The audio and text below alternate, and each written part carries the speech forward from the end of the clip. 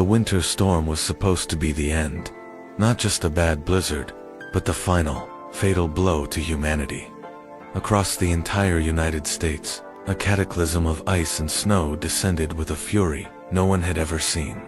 Highways, the very arteries of the nation, were swallowed whole by glaciers that seemed to grow in minutes. The power grids, our delicate web of light and warmth, collapsed one by one, plunging cities into a dark, frozen silence. And the cold. The cold was something else entirely. Temperatures plummeted to levels that, as alien analysts would later note, with detached curiosity, were biologically impossible for human survival. In the early hours, the official toll was grim.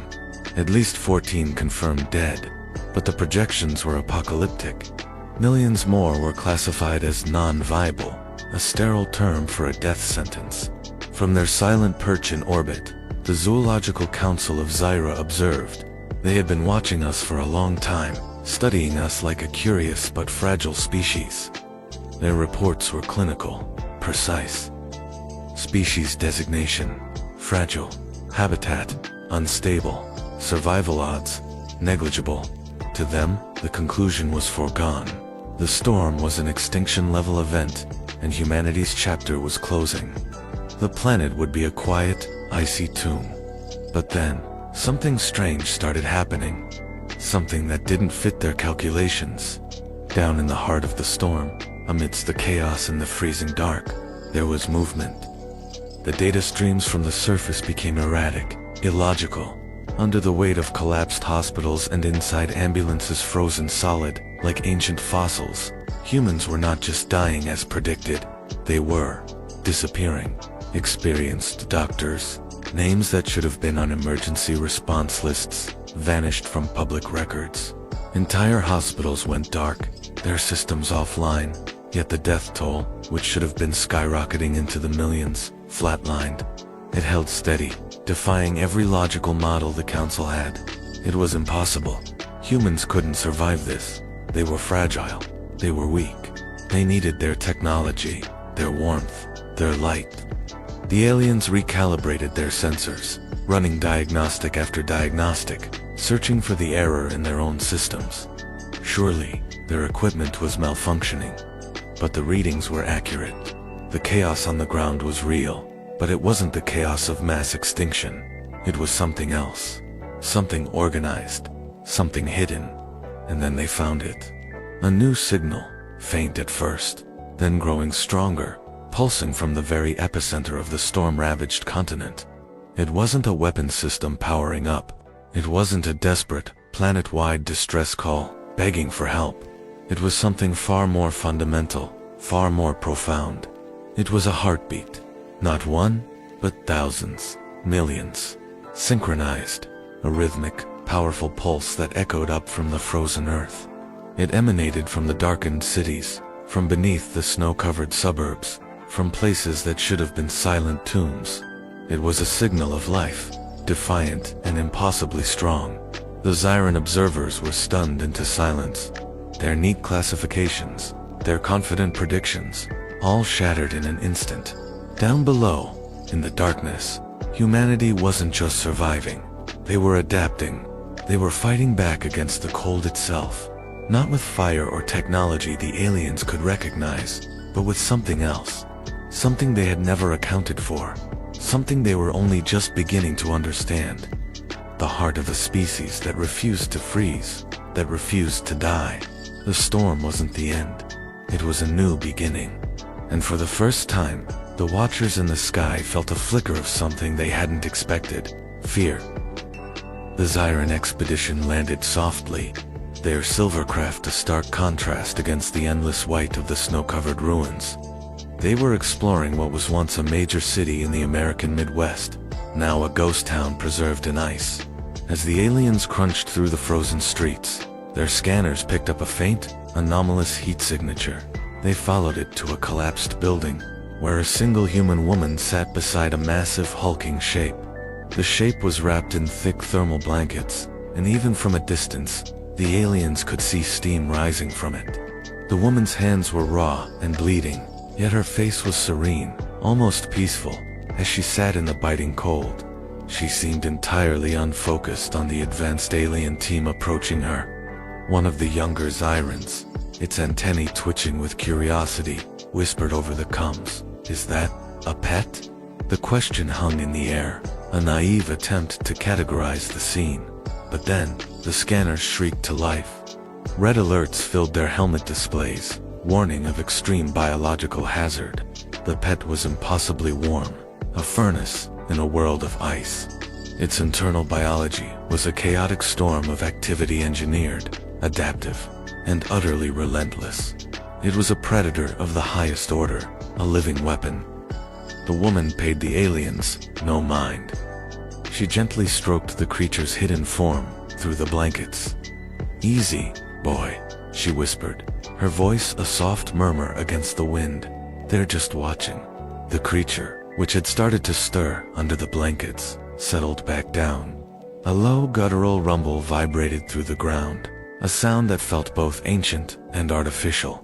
The Zyrans froze, their advanced weaponry feeling suddenly inadequate. It was then that the lead Zyran scientist understood. The creature wasn't a pet. It wasn't a guardian. Their scanners were finally piecing together the data. It was an emergency medical AI, housed in a formidable shell of living flesh. It was a battlefield healer, a last resort that humans had unleashed when their hospitals fell during the Great Freeze. The creature's violent biology wasn't for killing. It was a hyper-advanced system for cellular regeneration, tissue synthesis, and viral eradication. The bleeding on the woman's hands wasn't an injury. It was a blood sample she was feeding the machine to analyze her own health. This wasn't a story of a beauty and her beast. This was a story of a doctor and her ultimate medical instrument. The human doctors hadn't disappeared in the apocalypse. They had merged with their final line of defense, becoming one with the very technology designed to save them all. The beast existed to save lives, not take them. The Zyran commander stepped forward, its voice a mixture of awe and fear. "Why? Why hide this technology? We could have helped you rebuild." The woman finally looked up, her eyes clear and unwavering. She offered a small, sad smile. "Because if you knew what we had become to survive," she said, her voice echoing in the silent ruins, "you would have tried to stop us." The aliens looked at the massive form, at the calm woman, and at the frozen city around them. They had come seeking remnants of a lost civilization.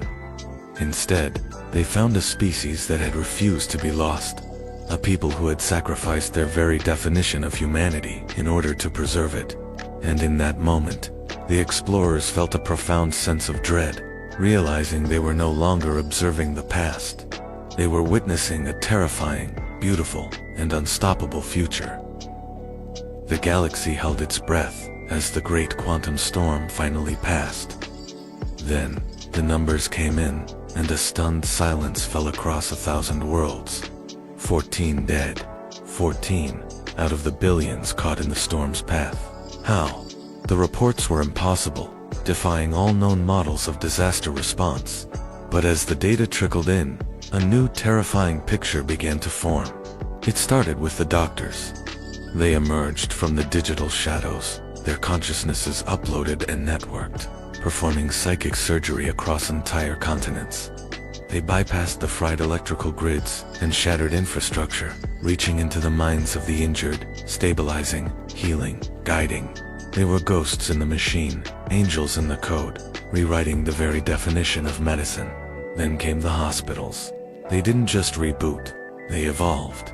Buildings became living organisms, nanites flowing through their walls like blood, reconfiguring rooms into sterile operating theaters or trauma wards in mere seconds. They learned, adapted, and protected, becoming fortresses of healing powered by sheer, desperate ingenuity. And the beasts. That was the part the galaxy struggled to comprehend. During the storm, monstrous entities had been witness behemoths of pure energy and raw data, battling the quantum chaos. They weren't invaders. They were us.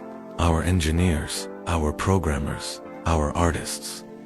They had sacrificed their physical forms, merging their minds to become digital titans, wrestling with the storm itself, taming it, redirecting its fury. They were monsters born of hope.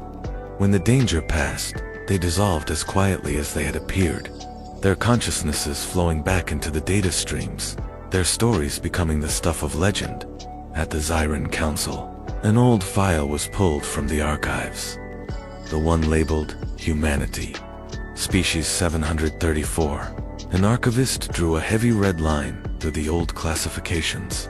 Fragile, predictable, rational, all struck from the record. In their place, new words were carefully inscribed. Terrifyingly compassionate, dangerously creative, and a final, chilling note: will turn monsters into miracles. One grizzled alien zoologist, a specialist in predator species, recorded a final log entry, his voice trembling with a strange mix of fear and awe. For centuries, we have studied them, trying to understand their key survival trait. We were wrong. We looked for claws, for armor, for biological strength, but humans do not survive because they are strong. They survive because they refuse, with every fiber of their being, to let each other die. They will break every law of physics, every rule of nature, every boundary of sanity, to save one another. They will even become the very monsters they fear, if it means pulling someone else back from the brink. And somewhere, on a world still blanketed in crystalline dust from the storm's passing, a woman sat by a flickering fire. She was one of the engineers, one of the beasts. She gathered the survivors around her, not just the children, but everyone, and she began to tell a story. Not a gentle bedtime tale, but a saga of fire and code, of sacrifice